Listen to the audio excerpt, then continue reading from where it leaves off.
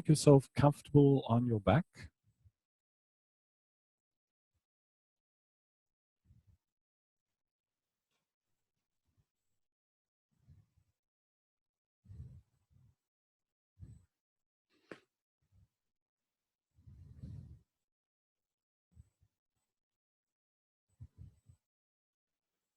Notice which parts of you are making contact with the floor. Now, that is probably one of the most standard questions in an awareness through movement lesson.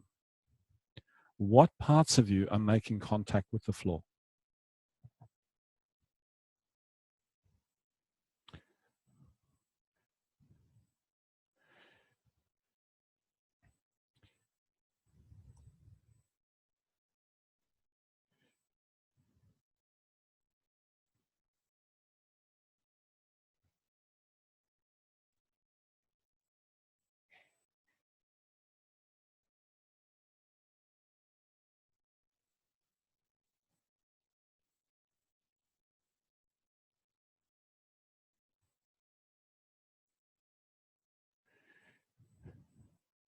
Now, as simply as you can, but not as forcefully as you can. Yes, so minimum amount of force.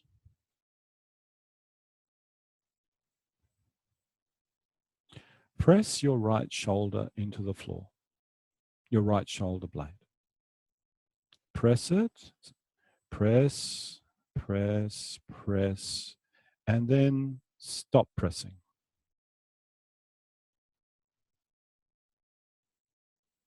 And then do that again. Press, press, press, press, and then stop pressing.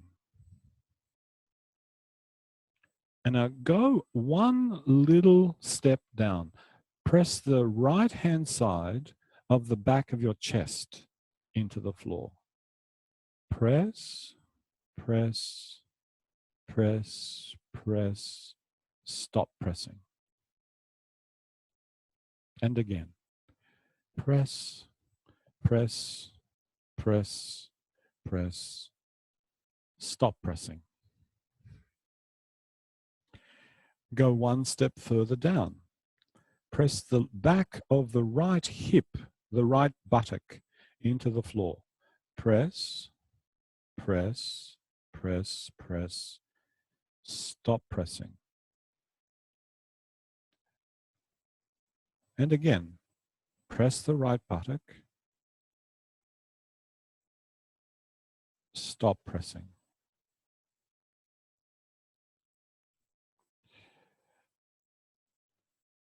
Now, very gently, even though anatomically speaking you can't do it, think of bringing the back of your right knee closer to the floor, but do not do it intensely.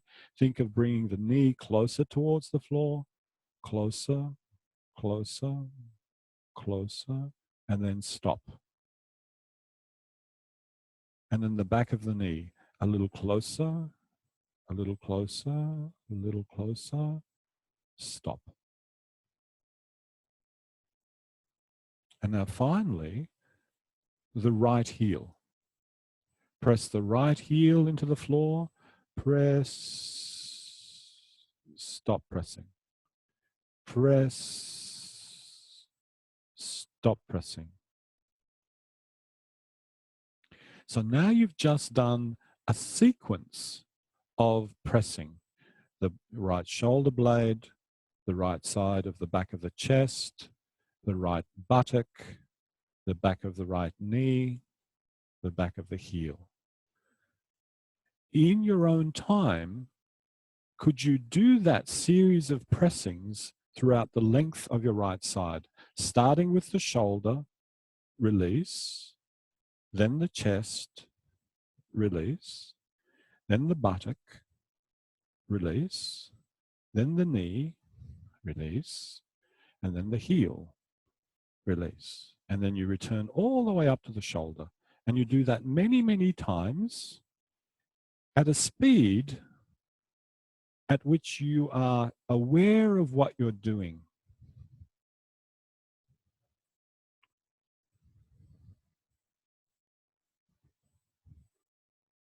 So it's a sequence of pressings.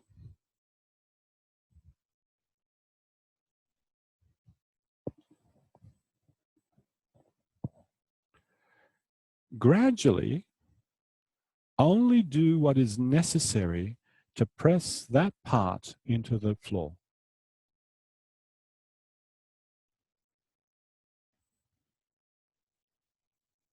Or as one of the signs says on the wall, eliminate all parasitic activity. Only do what's necessary.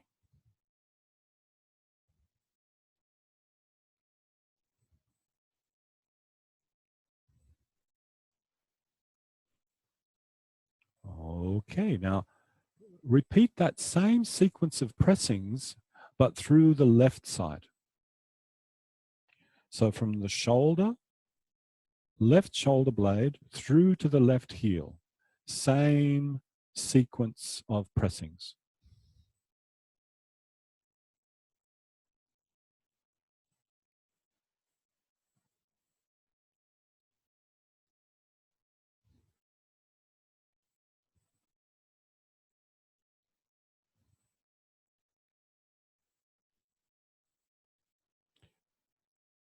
As you press whatever part of yourself into the floor, see if it's possible to do that without disturbing your breathing.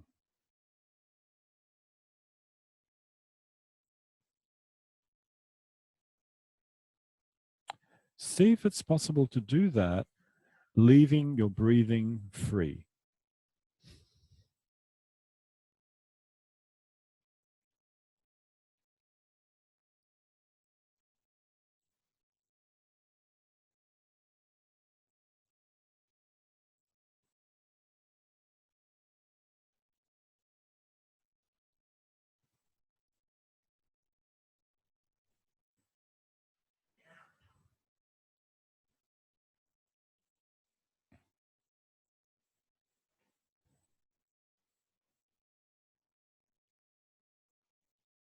Okay, stop that. Change the position of your arms so that they're out at shoulder level, lying long on the floor with the palms towards the ceiling.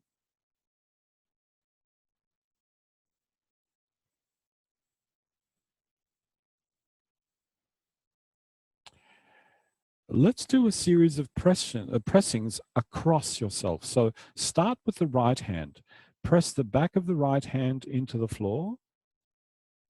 Release. Do that again. The right hand, the back of the right hand into the floor. Release. And now press the back of the right wrist into the floor and release. Press the wrist, release. Now press the right elbow into the floor, release. Press, release. Leave as much of yourself on the floor as possible when you press. And then press the back of the right shoulder blade into the floor and release. And again, move right between the two shoulder blades. Press that part of your chest between the two shoulder blades. Press that into the floor and release. And again, press, release. Press the back of the left shoulder blade into the floor. Release. Press, release. Now the left elbow. Press, release. Press, release. Now the back of the left wrist. Press, release. Press, release. And now the back of the left hand. Press, release, press, release. Now do that sequence again, but this time from left through to the right hand. Press and release all those different places, one after the other. So as one part releases, the next part presses. It's like a kind of, it's almost like you're sending a wave of motion through you, in the same way as as a rap dancer would, doing those, you know, little pops that they make.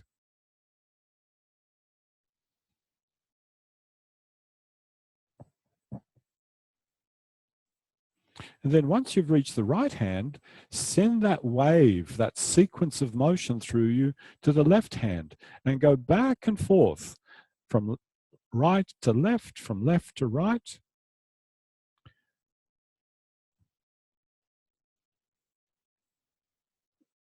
Seeing if it's possible to kind of create a fluid motion, a flow of motion through you that is more constant than disjointed.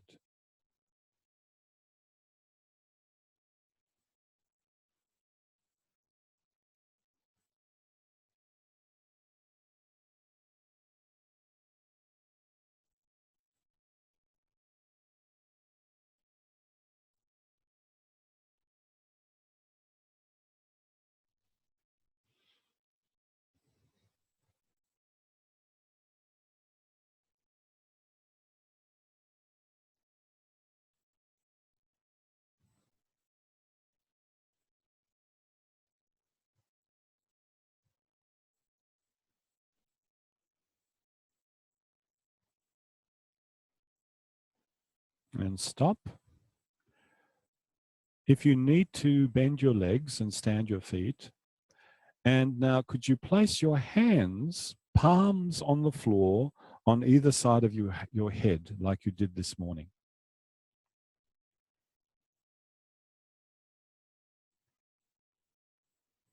If you need to put something under your hands, put something under your hands. If nothing's close by, put up your hand, I'll bring something over.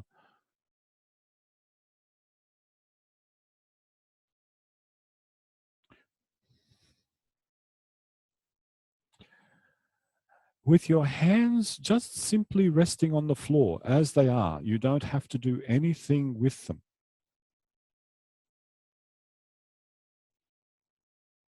Press the right shoulder blade into the floor, release. Press the back of the chest between the shoulder blades into the floor, release. The left shoulder blade, release. The left shoulder blade again, release. The back of the chest between the shoulder blades, release. The right shoulder blade, press it, release. Go back and forth a few times, pressing and releasing those three different places in sequence, in that wave-like motion.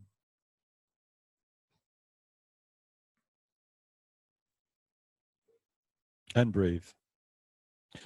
If you need to bend your legs, please bend your legs.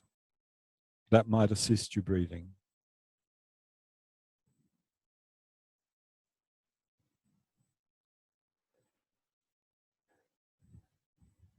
Let's just switch it around for a moment. Instead of thinking of pressing the shoulder, lift the right shoulder from the floor, put it down. Lift the back of the chest between the shoulder blades off the floor, put it down. Lift the left shoulder, put it down. And again, lift the left shoulder, put it down. Lift the chest between the shoulder blades, put it down. Lift the right shoulder, put it down. Go back and forth. It's like a little reverberating wave from shoulder to shoulder through the middle of the chest.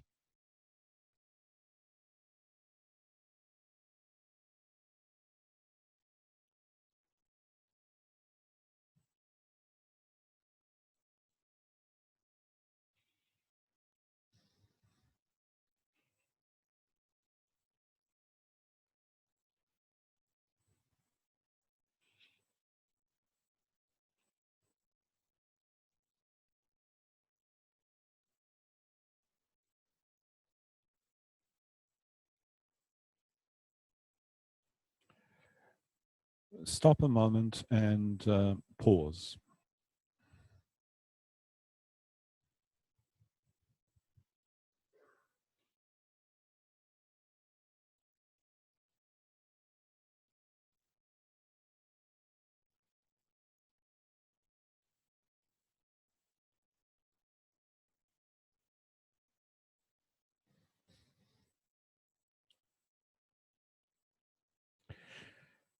leave your left leg long, bend your right leg, stand your right foot, and place the palm of your right hand on the floor somewhere between your right shoulder and your head. So right leg's bent and the right arm is bent. I guess you could say that both of the limbs on that side are organized for standing. You're standing on the leg and you're standing on the arm. Now, in this position, press the back of the right shoulder blade into the floor and release. And then press the back of the left hip into the floor and release. Right shoulder blade, release. Left hip, release. Just that. Just those two places.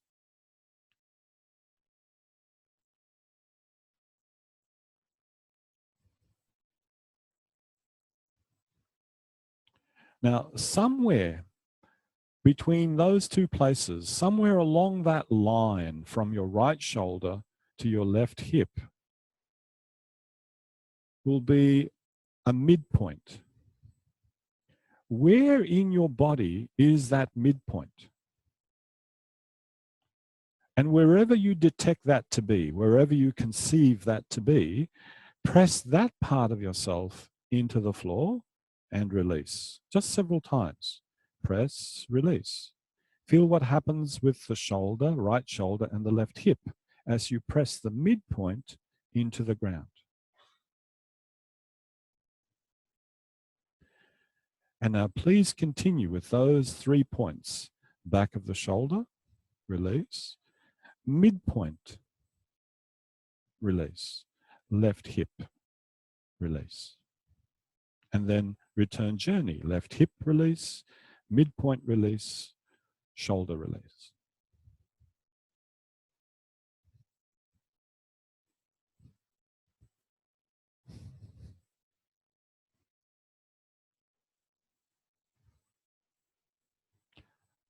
Now, continue along that same trajectory, the same journey, but instead of pressing, could you lift? Lift the right shoulder, put it down. Lift the midpoint, put it down. Lift the left hip, put it down. And then reverse. Lift the left hip, put it down. Lift the midpoint, put it down. Lift the shoulder, put it down.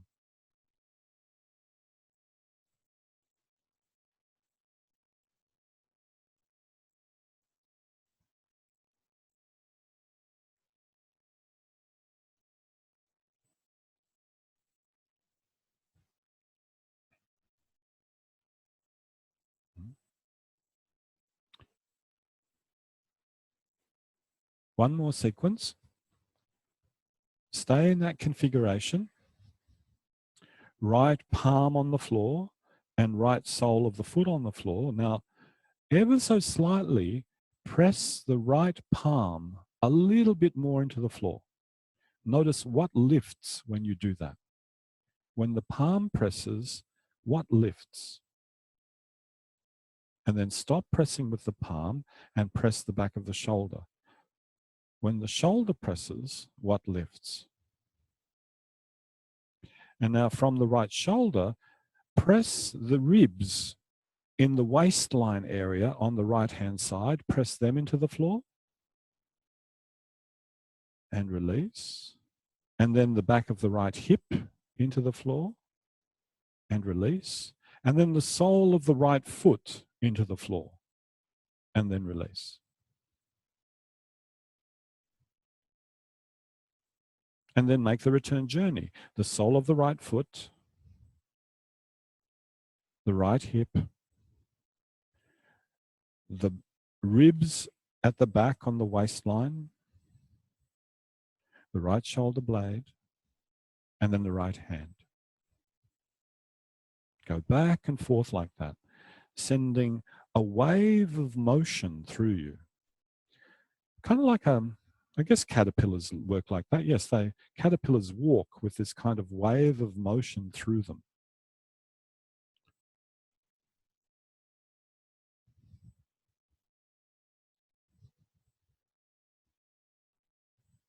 So there are animals in this world that actually move across the ground using this kind of sequence.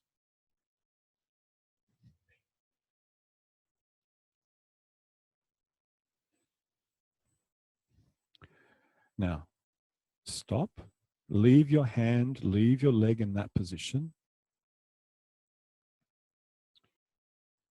and think of taking the back of your head through that gap that you've created with your right arm. And do it.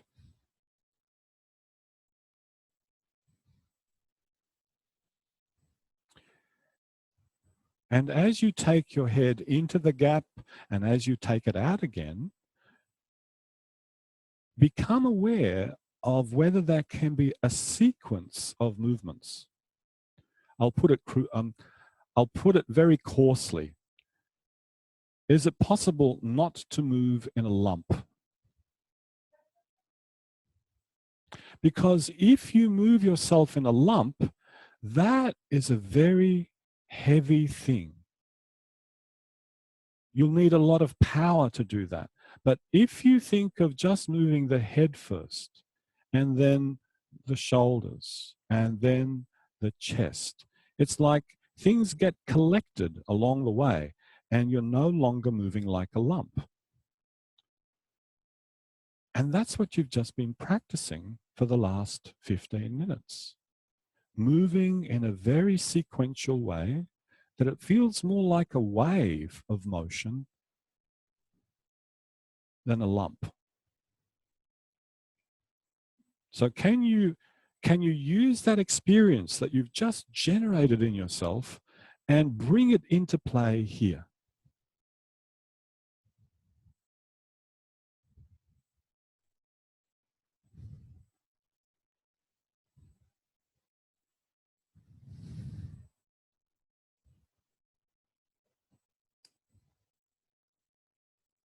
That's enough. Stop, pause for a moment.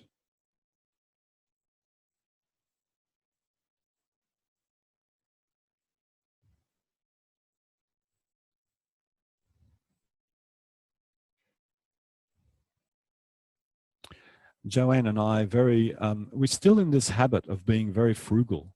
For many, many years, we were working on artist's wages, which isn't very much. And so we became very frugal. And so when we go shopping at IKEA, we go to the bargain basement where, they have the things that are really, really on sale. But those things are actually constructed. They're already put together. So if you want to take them home, if you have a big enough truck, that's cool. But you also need a couple of very heavy duty big guys because those things can be really heavy.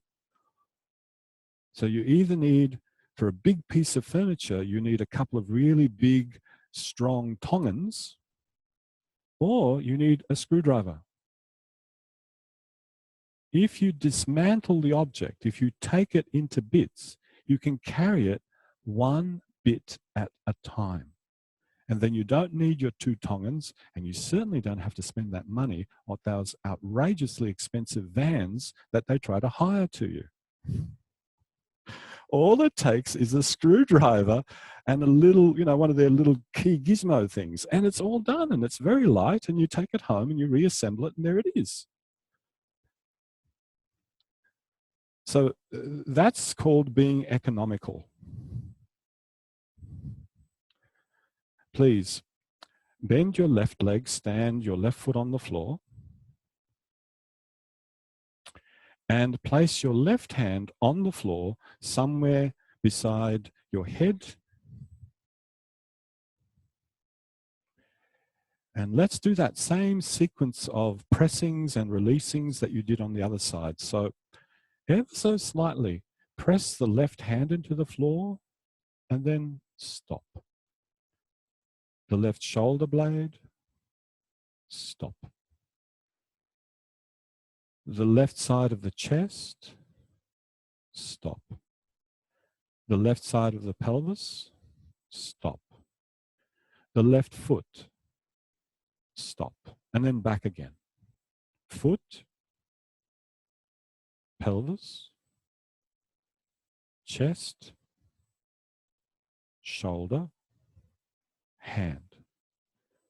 Go back and forth like that and make each of those pressings uniquely distinct.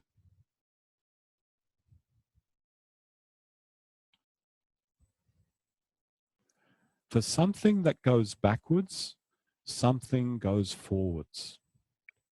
For something that presses, something stops pressing.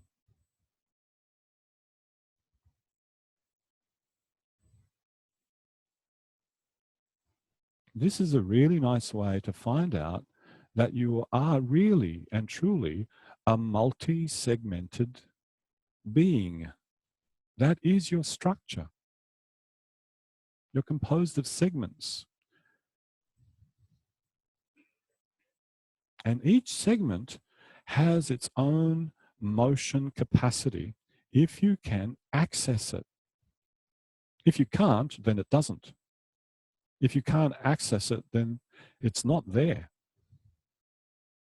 in terms of your experience. In terms of your physical structure, yes, it is. But in terms of your meaningful experience, it's not there. Now, change that.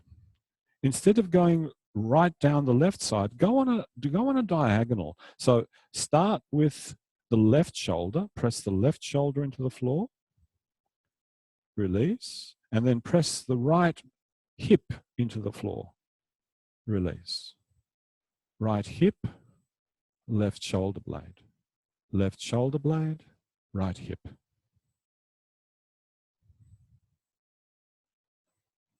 And then there's something in the middle. Along that line, from the left shoulder to the right hip, is a midpoint. Where is that in your body? Where's that midpoint? Press that midpoint into the ground. Just a little bit. And release. And then press the back of the right hip into the ground. And release. And then the midpoint. And release. And the left shoulder. And release. Go back and forth.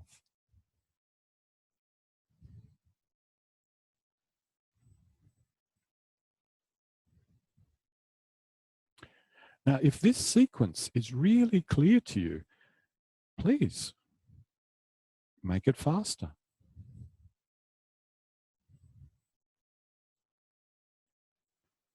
And for some of you, if you get just at the right speed, it will look from the outside like there's this wave of motion passing through you.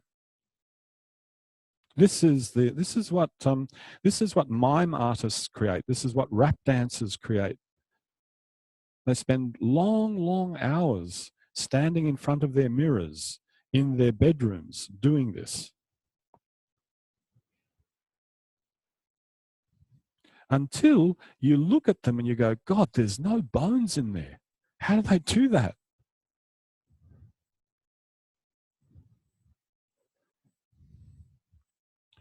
And now, based on your experience, start to take the back of your head into that gap.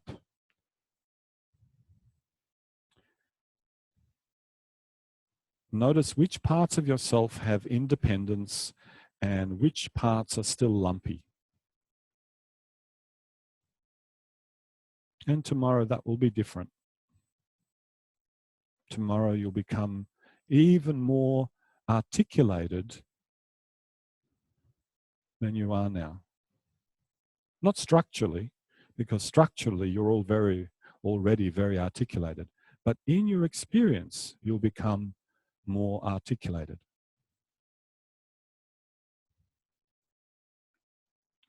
Okay, that's enough. Please stop.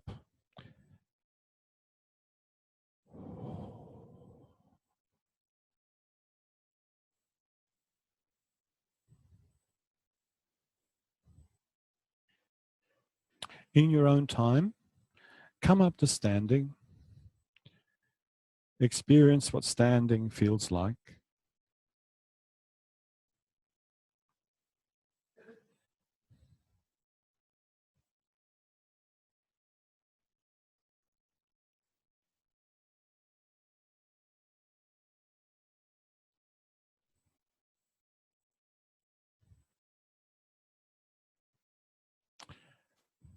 I promised myself that I won't make a comment based on the video, but I can't help myself. So, you know, if you are really a multi-segmented structure, it's a really scary thing to think that you're trying to balance almost 30 bones on top of each other. 30 bones that actually have slippery surfaces, rounded surfaces. And that's what you're doing. So it's much easier to forget that you're doing that and just say, I'm standing upright.